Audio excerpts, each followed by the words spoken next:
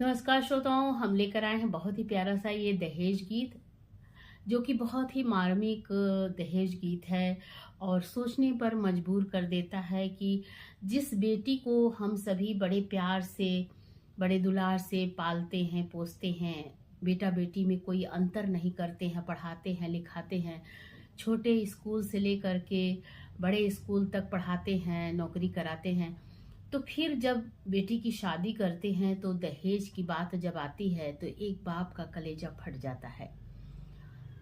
बेटी के बेटी के कलेजे के साथ साथ बाप का भी कलेजा फट जाता है कि क्यों इतना हम पढ़ा लिखा करके दहेज दे रहे हैं। नौकरी करती है बेटी तो बाप खुश होता है, लेकिन जब शादी की बात आती है तो वहीं पर सोचना पड़ता है कि काश बेटे की तरह बेटी को भी कोई दहेज दे करके ले जाए, बेटी के बाप को दहेज ना देना पड़े। तो इसी तरह का कुछ ये गीत है, आइए सुनते। बेटी दिहली काढ़ के कर जवा हो, दहेजवा अब काले बसमधी। बेटी दिहली काढ़ के कर जवा हो, बेटी दिहली काढ़ के कर जवा हो, दहेजवा अब काले बसमधी। दहेजवा अब का ले बसमधी। बेटी दिहली काढ़ के करे जवा हो, बेटी दिहली काढ़ के करे जवा हो।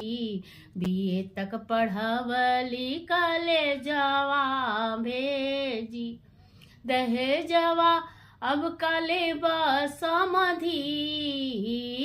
बीए तक पढ़वली कले जवा भेजी, बीए तक पढ़वली कले जवा भेजी, दहेजवा अब काले बसमधी हो, दहेजवा अब का ले बसमधी। बेटी दिहली काढ़ के कर जवा हो, बेटी दिहली काढ़ के कर जवा हो।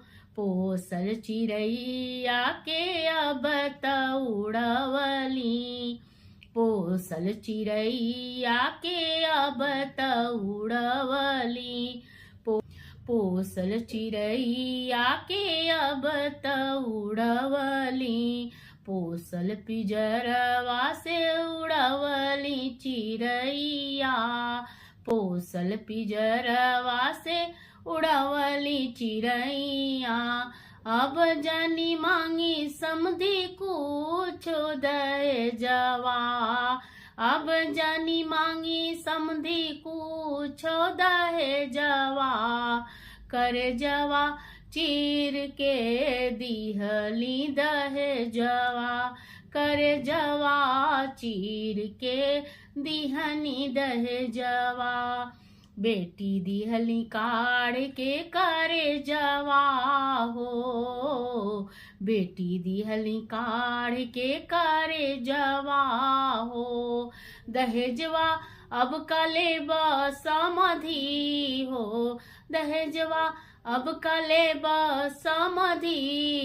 बीए तक पढ़वनी कले जवा में, दहेजवा अब काले बसमधी हो, दहेजवा अब काले बसमधी। भी दहेजवा कुछ दिन चली है, कोई भी दहेजवा कुछ दिन चली है, कुछ दिन चली है हो, कुछ दिन चली है।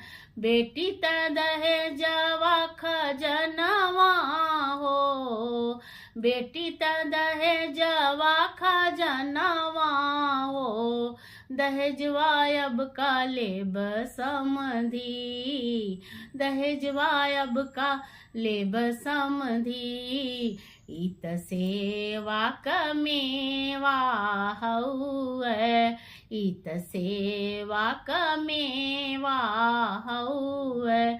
दहेजवा अब काले समधी हो, दहेजवा अब काले समधी। बेटी दहेजवा कमेवा हवे, बेटी दहेजवा कमेवा हवे। दहेजवा अब का लेब समधी हो, दहेजवा अब का लेब समधी। बेटी दिहनी काढ़ के करे जवा, बेटी दिहनी काढ़ के करे जवा। दहेजवा अब का लेब समधी हो, दहेजवा अब का लेब समधी। बेटी दिहनी काढ़ के करे जवा हो, बेटी दिहली काढ़ के करे जवा हो। दहेजवा अब का लेब समधी, दहेजवा अब का लेब समधी। बेटी हउए सेवा कमेवा, बेटी हव सेवा कमेवा। दहेजवा अब का लेब समधी, दहेजवा अब का लेब समधी। बेटी दिहली काढ़ के कर जवा हो।